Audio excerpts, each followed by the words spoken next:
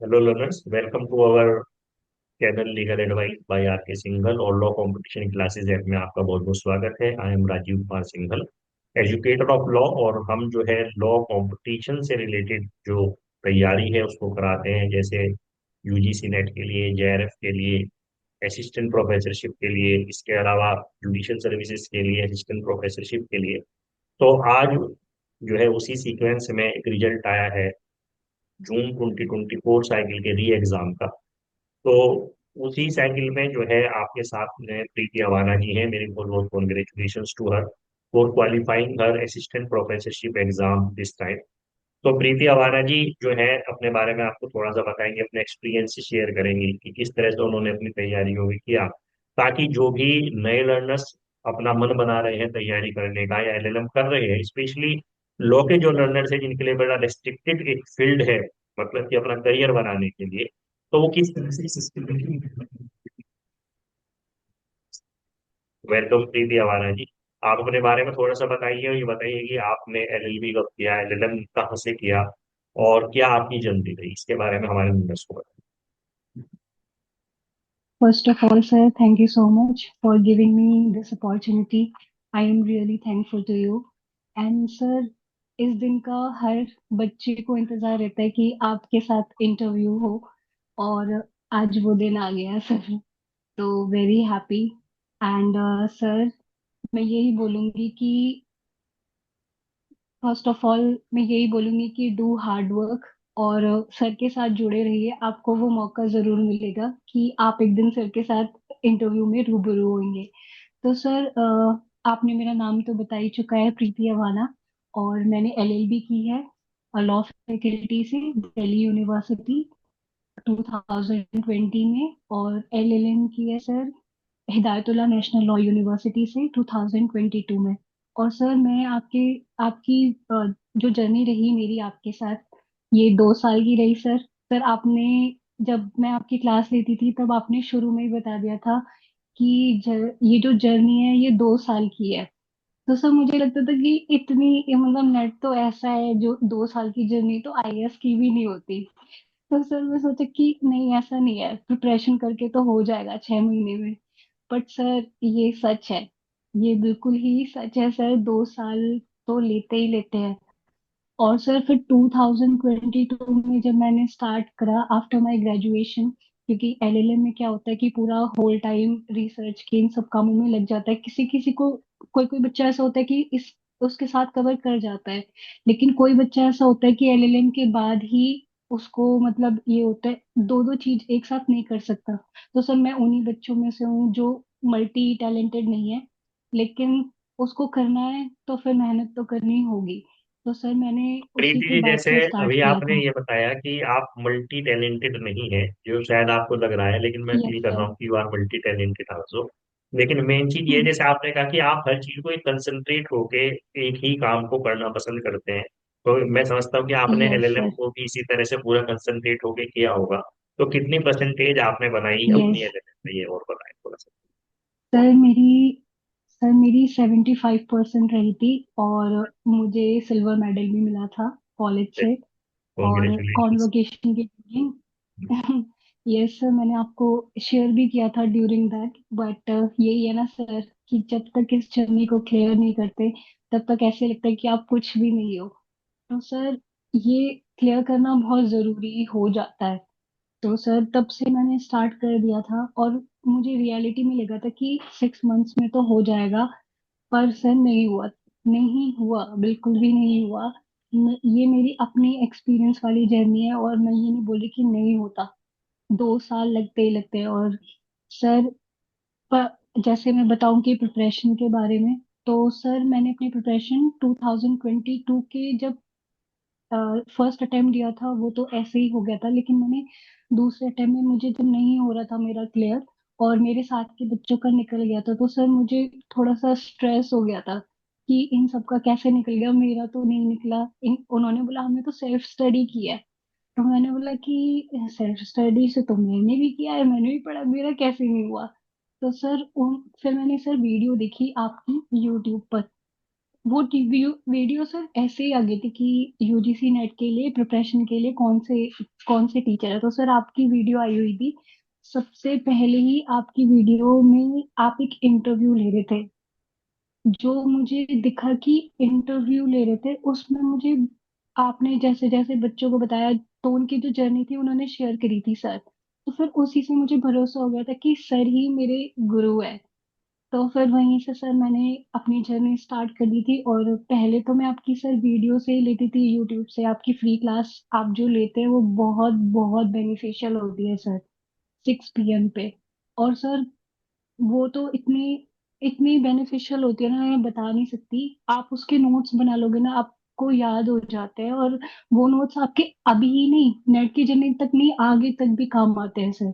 जो केसेस आप बताते हो, जो PYQ के साथ साथ आप 4 ऑप्शंस बताते हो उसको लिखवाते हो सर, ये बहुत ज्यादा इम्पोर्टेंट है। और सर ऐसा मुझे लगता है कि किसी भी मतलब कोचिंग में, ऑफलाइन कोचिंग ले लो या ऑनलाइन कोई भी कोचिंग ले लो, आपको कोई नहीं बताएगा ऐसे सर जैसे आप बताते हो।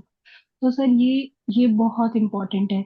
फिर सर मैंने आपकी लॉ कंपटीशन की ज्वाइन करी, सब्सक्रिप्शन लिया, और सर 2 साल 2 साल तक मैंने पूरा मतलब अभी तक जोड़ी हुई हूँ जर्नी तक। अभी तो जर्नी खत्म भी नहीं हुई सर, अभी जर्नी आपके साथ कंटिन्यू रखनी है JRF तक की।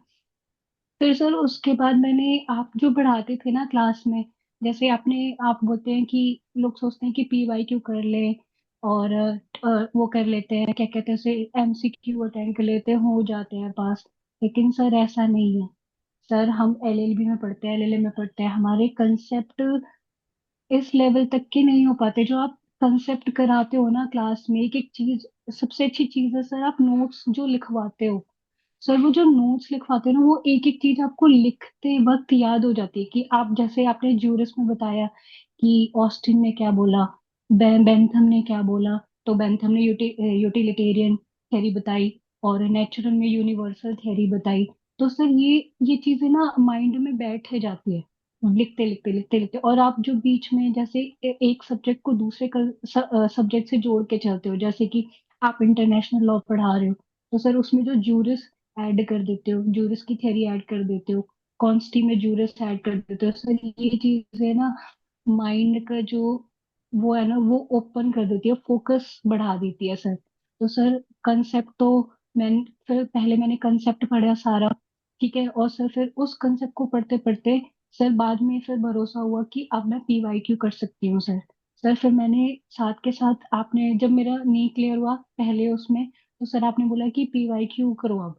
तो सर फिर मैंने PYQ की क्लास ली आपसे। और आपने MCQ टेस्ट सीरीज जो आप करते हो अ, वो वाले लिए सर। आपकी टेस्ट सीरीज ऐसी नहीं होती है कि जैसे प्रीवियस ईयर के हो गए पेपर, वही वही वही वही सर। आप ऐसे करते हो कि आप अपनी तरफ से जो क्वेश्चन बनाते हो ना सर, जैसे PYQ पिछले ईयर के है, आप अपनी तरफ से भी कुछ क्वेश्चन ऐड करते हो, वो भी बहुत बेनिफिशियल होते हैं। उसी से लगता है कि ऐसा क्वेश्चन भी आ सकता है।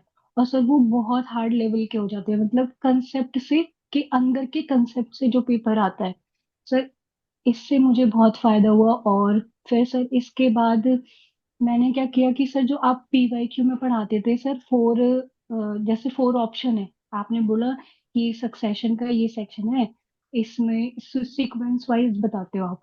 तो सर मैंने क्या किया कि आपने मान लीजिए कि वो पढ़ाया फैमिली लॉ में, कोई सेक्शन पढ़ाया, तो उसमें से सर आप बोलते हो कि बेयर एग खोल के बैठो।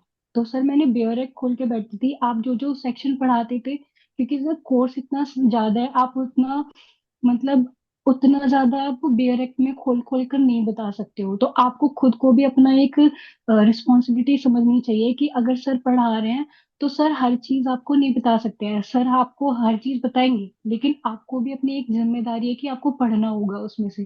तो सर मैं बेयर एक्ट खोलकर बैठती थी, आप जो बोलते थे बस मैं उसे ऐसे नहीं करती थी कि लिख लिया करती थी, मैं बस उसको, सर ने बताया कि ये वाला सेक्शन है, तो मैं उसको अंदर से सारा पढ़ लिया करती थी सर। जैसे सर IT में आप बताते थे कि 66F है, टेररिज्म का है, तो फिर सर मैंने 66F खोला BRX से, फिर उसमें से पढ़ लिया, तो सर वो माइंड में उसी वक्त एंटर कर जाता है जब आप पढ़ाते हो, और फिर बुक खोल के बैठ गए तो वो उसी टाइम पे एंटर कर जाता है, और MCQ वाला माइंड हो जाता है कि अच्छा ये भी आएगा। तो सर जब एमसीक्यू अटेंड करते हैं ना तो वो चीजें याद आ जाती है अपने आप। तो सर ये बहुत इंपॉर्टेंट है उस टाइम पे। और सर लास्ट के टाइम पे जो आप पीवाईक्यू और टेस्ट सीरीज देते हो, हम बोलते हैं कि सर टेस्ट सीरीज पहले दे दो हमें, टेस्ट सीरीज पहले दे दो हमें। लेकिन सर ऐसा नहीं है। टेस्ट सीरीज जो आप बाद में देते हो ना, वो ही सबसे इम्पोर्टेंट होती है, क्योंकि उसमें माइंड लास्ट टाइम में बहुत से ओपन होता है। आपने आज एक टेस्ट सीरीज दी लास्ट टाइम पे, तो हमने आज अटेंड करी और फिर हम उसको रिवाइज कर लेंगे ना सब्जेक्ट को, तो सर वो हमेशा याद रहता है ऐसे। तो सर मैं यही बोलूंगी कि अपने जो गुरु है उस पर मतलब पूरा भरोसा रखो, कि जब जब वो आपको जो जो चीज दे रहे हैं ना, हर चीज में जल्दी मत मचाओ। जो जो वो चीज टाइमली दे रहे हैं आप उसको उसी के अकॉर्डिंग करते रहो। क्योंकि हम सोचते हैं कि हमें ये भी मिल जाए, हम जल्दी जल्दी सब कुछ ले लें। लेकिन सर ऐसा नहीं है। हम प्रिपरेशन नहीं जानते सर, लेकिन अपने गुरु के एक्सपीरियंस को समझना चाहिए और हमको वैसे ही चीज फॉलो करनी चाहिए जैसे वो हमको दे रहे हैं। और sir first second thing sir, हम क्या सोचते हैं कि बीच में हम प्रिपरेशन करते रहते हैं सर। तो क्या होता है कि सर हमारा माइंड ऐसा हो जाता है कि नहीं क्लियर हो रहा, नहीं क्लियर हो रहा। तो हम दूसरा ऑप्शन सर्च करने लग जाते हैं सर। जैसे मैंने किया था कि पीएचडी में मैंने एडमिशन लेने का सोचा था, और सर हो गया था उसमें। Sir my mother was happy कि ले लो कोई नहीं। ऐसे सर पेरेंट्स बोलते हैं सर, रिलेटिव्स बहुत ज्यादा मतलब माइंड में डालते हैं कि चलो ये नहीं तो ये कर लो, तुमसे नहीं होगा। लेकिन सर मैंने चलिए, आपसे पीएचडी के कॉल करके एक्सपीरियंस को भी पूछा। आपके शेयर करेंगे, जो भी आप बताना चाह रहे हो। थोड़ा सा मैं एक बात कहना चाहूंगा, हाँ। जैसे प्रीति जी ने आपको बताया कि जब आप स्टार्ट करते हैं तो आप फ्री जो क्लासेस हैं जो यूट्यूब के ऊपर चलती है उनसे आप अपनी लर्निंग कर सकते हैं। दूसरा, इन्होंने बहुत अच्छी बात बताई कि थ्योरी जो है वो आपको पूरी करनी चाहिए, साथ में टेस्ट सीरीज करनी चाहिए, प्रीवियस ईयर क्वेश्चंस को सॉल्व करना चाहिए। और मेन चीज ये है कि सिस्टेमेटिक वे में स्टेप बाय स्टेप आपको आगे बढ़ना चाहिए। जो जो यस आपको सर। गाइडेंस मिले उसको आपको जरूर फॉलो करना चाहिए। तो प्रीति जी, एक बात और बताइए कि जैसे अभी मैं देख पा रहा हूँ और दिखाई भी दे रहा है कि पीछे आपने बहुत कलरफुल जो है अलग अलग है पिंस वगैरह लगाए हुए हैं। तो यस ये सर। सब चीजें क्या हैं आपने जो लगाई हुई है? मैं समझता हूँ शायद ये आपका स्टडी रूम है जहाँ से आप जो है लाइव है। तो ये यस सब सर। चीजें क्या है, इनके बारे में भी थोड़ा सर सा बताइए। सर सर मैं दिखाती हूँ आपको। सर ये जो सब कुछ है ना, ये जो ऊपर लिखा हुआ है, वो जो सर आप बीच बीच में मोटिवेशन क्लासेस लेते हैं, सर आपने लिखवाया हुआ है कि intention rather than tension. Sir आपने सब कुछ लिखवाया हुआ है। और सर एग्जाम के ड्यूरिंग आप बोलते हैं ना कि बैलेंसिंग योर माइंड, सर मैंने वो भी लिखा हुआ है आपके नाम अच्छा के अच्छा साथ, कि राजीव सर ने बोला है ये। अच्छा। तो और सर बीच में जैसे हम डिमोटिवेट हो जाते हैं, तो सर जैसे कि बहुत डिमोटिवेट हम पढ़ना ही छोड़ देते हैं, तो सर ये चीजें जैसे जैसे मुझे याद आती थी अपने कमरे में, तो सर ने ये बोला है, सर ने ये बोला है। और सर आपने जितनी ट्रिक्स लिखवाई हुई है, ये मैंने सर मैं दिखा देती हूँ। सर ये देखो जितनी ट्रिक्स आपने लिखवाई हुई है ना, जो जो चीज मुझे हार्ड लगती थी, सर ये सब मैंने अपने तो पूरा दीवार आपने अपने अपना दीवार पे स्टडी लिख रूम ली है। मतलब बिल्कुल जो है बिल्कुल क्लास के हिसाब से जो सब चीजें आपको लगी वो हाँ। आपने सब लिखी हुई है। मतलब आपने हर चीज को यस मतलब सर। एंजॉय किया है, हर चीज को फॉलो किया है। ये आपके डेडिकेशन जो है दिखाई दे रहा है। तो मुझे बहुत अच्छा लग रहा है कि आपने इतना डेडिकेटली जो है पढ़ाई की है। हालांकि हम तो सभी को पढ़ाते हैं, लेकिन अच्छा लगता है जब कोई लर्नर ये लगता है कि उसने इतनी मतलब मन से जो है चीज को फॉलो किया है। तो मुझे वास्तव में बहुत अच्छा लग रहा है। दूसरी चीज, अब आप जैसे कि thank you sir. Preeti ji ने बताया कि पढ़ाई के साथ साथ मोटिवेशन भी बहुत ज्यादा जरूरी हो जाता है, बीच बीच में डिमोटिवेट हो जाते हैं। तो ये स्टेज होती है ऐसी। एक्चुअल हाँ। में क्या है कि student life near about and होने में होती है, और एक एक लाइफ चेंज करने का एक स्पान जो है सभी के सामने आता है। तो उस टाइम मोटिवेशन की बहुत ज्यादा जरूरत होती है। अब जैसे कि आपने एक पीएचडी का जो है आप एक इंस्टांस सुना रहे थे अपने घर के बारे में, ये पीएचडी जो है मैं करने के लिए जा रही थी। तो पीएचडी भी हालांकि करनी चाहिए, एमएलएम के स्टूडेंट्स के लिए पीएचडी ही एक करियर है। लेकिन उसके बारे में आप क्या चीज शेयर करना चाह रहे हैं उसके बारे में बताएं। मैंने बीच में डिस्टर्ब कर दिया था, आपको इंटरप्ट कर दिया। कोई बात नहीं सर, लेकिन वो मैं जरूर बताऊंगी, क्योंकि हर लर्नर के लिए ये चीज बहुत जरूरी है कि हम दूसरा वे चुन लेते हैं और हम अपने टीचर की वो बात नहीं मानते हैं। लेकिन अपने टीचर की बात को गौर करके आपको एक डिसीजन लेना पड़ता है सर। वो और वो बहुत स्ट्रिक्ट होना चाहिए, क्योंकि जो रिलेटिव्स होते हैं आसपास के, बहुत ज्यादा डिस्टरबेंस होता है, वो हमारे माइंड को रियली इफेक्ट करता है, चाहे हम कुछ भी सोचे। तो मेरे माइंड में भी वही इफेक्ट करता है सर। तो पेरेंट्स ने बोला कि कर लो कोई नहीं, मतलब उनको ये हो गया था कि मेरा होएगा ही नहीं क्लियर। और सर उन्हें दिख भी रहा था कि मैं मेहनत कर रही हूँ सर। उन्हें ये भी दिखता था कि मेरे डार्क सर्कल्स हो रहे हैं। और सर लड़कियों का पता ही है, शादी नहीं होती, डार्क सर्कल हो रहे हैं, सब चीज हो रहा है। बट उनको ये है कि चलो दूसरा ऑप्शन ले लें, और चलो कोई नहीं। तो लेकिन मैंने एडमिशन लेने से पहले मैंने सोचा एक बार सर से कांटेक्ट करके पूछ लेती हूँ। तो सर मैंने आपसे कांटेक्ट करके पूछना, आपने मुझसे साफ है कि पीएचडी में एडमिशन लेना ही नहीं है आपको इस वक्त पे, क्योंकि जो आपकी, सर मुझे नहीं पता आपको कैसे बच्चों का पता चलता है कि प्रिपरेशन किस लेवल पे पहुंची है, बट आपको पता हो जाता है, ये सच्चाई है। तो फिर आपने बोला कि तुम्हारी जो प्रिपरेशन है वो बिल्कुल एंड पर है, और इस एंड पर अब बिल्कुल भी मतलब बैक ऑफ मत करो, बिल्कुल भी मतलब छोड़कर मत भागो पढ़ाई को। अगर आपने ये किया ना तो फिर आप नहीं हो पाओगे। और सबसे अच्छी चीज सर मुझे ये लगी कि आप कोचिंग में 50,000 तो दे सकते हो, लेकिन मतलब 90,000 उसमें तुम देने के लिए तैयार हो, लेकिन कोचिंग में तुम 50,000 रुपये देने के लिए तैयार नहीं हो। तो ये तुम्हारी जिंदगी बना देगा, वो तुम्हारी जिंदगी नहीं बनाएगा। उसमें तुम पैसे देते रहो, और ये तुम्हारी जिंदगी का सच्चे में ही सर, मतलब यहाँ से मेरा टर्निंग पॉइंट आया लाइफ का। और मुझे काफी कुछ सुनने को मिला जब मैंने वो हटा दिया पीएचडी का। और पेरेंट्स ने बोला नहीं किया ना तुमने, नहीं किया ना तुमने। तो फिर वो सोचते हैं ऐसे कि चलो ये बच गए, हम भी शादी कर दें इनकी, लड़कियों की। तो सर लड़कियों के ऊपर ये बहुत प्रेशर रहता है शादी वाला, बट मैं कहती हूँ कि सर शादी का प्रेशर हटाओ और पढ़ाई पर फोकस रखो। सुनते रहो कोई बात नहीं, लेकिन सर अपनी पढ़ाई पर फोकस बिल्कुल भी मत हटाओ। रिलेटिव्स को तब तक ऐसे करो कि यहाँ से सुना और यहाँ से निकाल दिया। तो सर फिर आपने बोला कि करो। सर फिर मैंने पढ़ाई करती रही, मैंने सोचा जो सर ने बोला मैं ले चुकी हूँ, और उसके बाद मैं पीछे नहीं हटूंगी।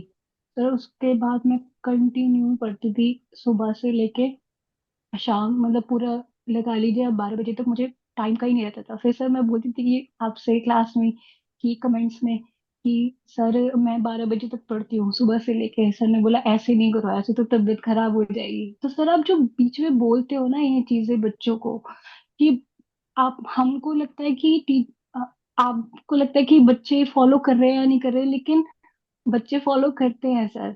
आपने बोला मोटिवेशन करना है, मतलब मेडिटेशन करना है, योगा करना है, ठीक है, ये भी तुम्हारे माइंड को, ऐसा नहीं है कि दिन रात पढ़ते जाना है, बीच में चले भी जाया करो कहीं घूमने। तो सर वो भी चीज बहुत इंपॉर्टेंट है, आपको बीच में कहीं जाना भी चाहिए। और सर मैं जाना तो सर मुझे पता नहीं कि मैं गई हूँ या नहीं गई हूँ, बट थोड़ा माइंड को मेरा ये था कि सर ने ऐसे बोला ऐसे भी नहीं करना।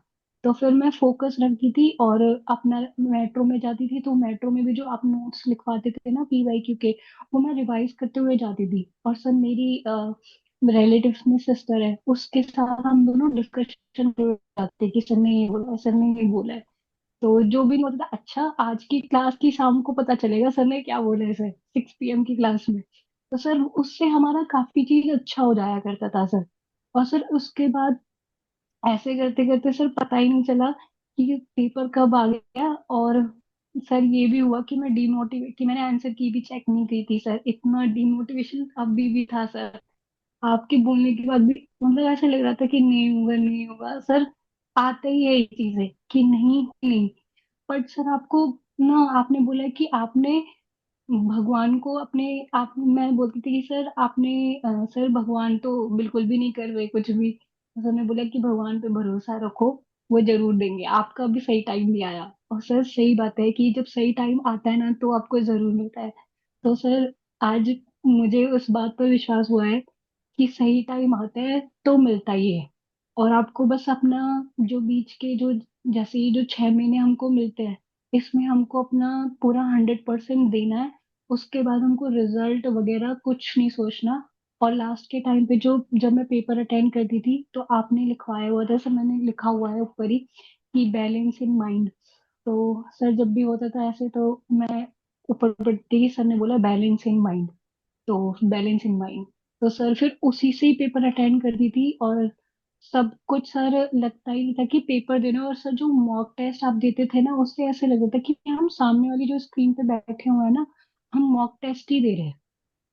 और सर जो पीवाईक्यू की क्लास ले रहे हैं, अच्छा इसका ये होगा, अच्छा इसका ये होगा, और जो आपको क्वेश्चन जैसे नहीं आते, आपको डाउट भी होता है ना, तो सर ये होता है कि उससे कि जो सर ने कंसेप्ट बोल, आपको हर चीज सुननी चाहिए पीवाईक्यू की क्लास में, एक एक चीज कि आपने जो बोला है ना आपको नहीं भी आ रहा है, तो फिर आपने को सर ने कहीं ना कहीं वो कंसेप्ट बोले होंगे जो आपको, आप एक मतलब एक पॉइंट ऐसा आता है उसमें कि लिखा हुआ, तो आप उस पर टिक कर सकते हो। तो सर ये इम्पोर्टेंट है कि आपको हर चीज बहुत थॉरोली सुननी चाहिए। और सर मेरे तो, सबको लगता है कि सुनकर हो जाता है, लेकिन सर मेरे नोट्स पता नहीं मैंने कितनी बार लिखे होंगे सीक्वेंस में, छोटी copy, short copy, short notes. Concept की तो मैंने 2 कॉपी बना चुकी है, 2 बार लिख लिख के सर, क्योंकि सर इतना वाइड कोर्स है, आप जितनी बार पढ़ाते हो उतना बार बढ़ जाता है सर। तो सर वो फिर दोबारा बनाने पड़ते हैं सारे नोट्स। अब सर आप पढ़ा रहे हो दोबारा से, वो दोबारा से इंक्रीज हो रहे हैं नोट्स। तो सर बहुत इंपॉर्टेंट है कि कंसेप्ट प्लस पीवाईक्यू और टेस्ट सीरीज जो आप देते हो सर, उसका मतलब एक एक वर्ड आप ये समझ लीजिए कि अमृत के समान है, वो पेपर में आएगा ही आएगा। उसको जो आप लिख रहे हो ना, उसको ध्यान में रखो कि सर लिखवा क्या रहे हैं, वो वर्ड्स ही पेपर का वर्ड्स है सर। आपको बुक्स से, मेरे पास सर बुक्स नहीं है, बस बेयर एक्ट है मेरे पास। तो सर जो आपके वर्ड्स होते थे, बस मैं बेयर एक्ट पढ़ती थी, और जो जैसे कोई कंसेप्ट क्लियर नहीं होता था तो मैं आपकी डाउट क्लास होती थी उसमें पूछ लिया करती थी, सर ऐसे है, तो फिर जो आप बताते थे बस मैं वही नोट कर लिया करती थी। और मेरी कंसेप्ट की इतना सर वाइड कोर्स होता है कि आपको ना टाइम ही नहीं मिलता है कि आप इतनी मोटी मोटी बुक पढ़ो, क्योंकि आपने जितना एलएलबी के टाइम पे पढ़ लिया, जितना एलएलएम के टाइम पे पढ़ लिया, अब आपका आगे का है, आपको बुक पढ़ने का टाइम नहीं है। अब आपको, आपने बोला है कि स्मार्ट स्टडी करनी है, तो सर जो आप वो बोलते हो ना स्मार्ट स्टडी, वो सही है, और आपको अपने कंसेप्ट को ही पढ़ना है। आपने ये बोला था कि कंसेप्ट को पढ़ना है, स्मार्ट स्टडी करनी है, आपको इधर उधर कहीं नहीं जाना। बच्चे क्या होते हैं सर कि अच्छा हमें तो ये क्लियर करना है, तो हमें तो कंसेप्ट से बाहर चले जाना है, हमें बुक भी लेनी है इतनी मोटी मोटी, हमें सब कुछ पढ़ना है सर। लेकिन नहीं, ये सच नहीं है, मेरे पास नोट्स ही है, और मेरे पास जो जितनी बार आपने लिखवाया है ना उतनी बार मैंने लिखा, मैं बता नहीं सकती। मेरी ड्रॉर है वो सारी आपके नोट्स से भरी हुई है, पूरी कंप्लीट। और सर काफी बेयर एक्ट है मेरे कॉम्प्रिहेंसिवली पास। प्रीति जी ने जो है अपने एक्सपीरियंसेस को आपके साथ में शेयर किया। मैं समझता हूँ शायद हर एस्पेक्ट को उन्होंने टच किया है और हर चीज को बड़ा कॉम्प्रिहेंसिवली यस बताया है। सर। शायद किसी और इंटरव्यू में इतना कॉम्प्रिहेंसिवली सुनने के लिए आपको नहीं मिला होगा, क्योंकि उन्होंने किया है तो उन्होंने अपना एक्सपीरियंस शेयर किया है। तो प्रीति, जब आप कैसा महसूस कर रही हैं, जैसे आपको आपने एक स्टांस बताया कि पीएचडी आपने मेरे कहने की वजह से छोड़ दी थी। हालांकि देखिए, मैं सबको बताता हूँ, मुझे नहीं पता किसने कितना फॉलो किया है। तो अब आप कैसा महसूस कर रहे हैं after qualifying this assistant professorship exam, और आगे आपके करियर में क्या अपने मतलब कहना चाहिए प्लान्स इसके बाद? सर डेफिनेटली मैं तो बहुत खुश महसूस कर रही हूँ, बट अभी जर्नी है जेआरएफ की, तो वो आपके साथ कंटिन्यू ही है मेरे साथ, और मैं जब तक नहीं हारूंगी, जब तक मेरा जेआरएफ नहीं होगा सर। तो आपके साथ ही पढ़ना है सर, यहीं से जब तक जर्नी चलती रहेगी। और सर बस सर ये, और मैं ये लास्ट में बच्चों को बोलना चाहूंगी कि स्पेशली सर, क्योंकि हम लड़कियां होती हैं तो हमारे, मैं लड़कियों के लिए, वैसे तो सबके लिए है, लेकिन लड़कियों के लिए मैं थोड़ा सा वो हूँ बायस्ड, कि उनके ऊपर शादी का थोड़ा बर्डन होता है, तो मैं उनसे यही बोलती हूँ कि शादी का मत सोचना, उनको जो करना है वो करने देना, लड़के ढूंढ रहे हैं ढूंढने दो, बट आप अपना तब तक पढ़ते रहो। आप ये सोचो कि अगर उन्होंने 6 महीने में लड़का ढूंढा है, तो आपको 6 महीने में अपनी पढ़ाई करनी है, उस लड़के के बारे में नहीं सोचना कि क्या है कैसे है क्या करना है। आपको सिर्फ अपना पढ़ना है और अपनी पढ़ाई पे ही फोकस रखना है बिल्कुल, और अपने क्लास वगैरह। और सर एक चीज और बोलूंगी कि sir regular class is very must must must, क्योंकि सर रेगुलर क्लास में जो आप होते हो ना, आपका माइंड ये होता है कि अब बीच में जब आप क्लास नहीं लेते तो आप अपना लक्ष्य भूल जाते हो, ये सच है।